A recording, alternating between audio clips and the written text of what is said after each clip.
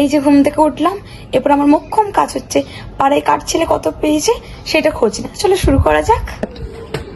এই আমি ব্রাশ করছি, এবার সবার বাড়িতে খোঁজ দেবো কার ছেলে কত পেলো। হ্যাঁ গো কাকিমা, তোমার ছেলে কত পেলো?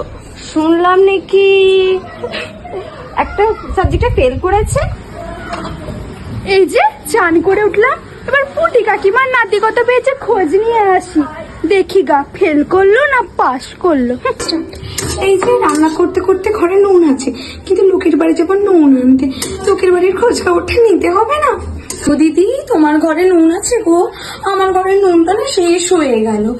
আর বলছি তোমার ছেলে শুনলাম কি রেজাল্ট বেরিয়েছে, কত পেলো? আমার ছেলে তো খুব ভালো নাম্বার পেয়েছে। এবার যাই, ভাত ঘুম দিয়ে এলাম, তার পাড়ার সব খবরগুলো নিয়ে পিএমপিসি করে আসে। হ্যাঁ গো, শুনলে পুতিন নাকি নাকি ফার্স্ট ডিভিশন পেয়েছে। ফার্স্ট ডিভিশনে ছাড়, টেনে টেনে পাস করেছে দেখো গা। আরে চম্পার মেয়ে তো একটা বিষয় ফিল করেছে, ব্যাগ পাবে না, একটা ছেলের সাথে সারাদিন ঘুরে বেড়াচ্ছে। ও যে দেখি এখনো দেখো নীলজির মতো ঘুরে বেড়াচ্ছে, কেজিতে জানছে। আমার মেয়ে ভালো, আমার মেয়ে সেরাই পারে। আমাদের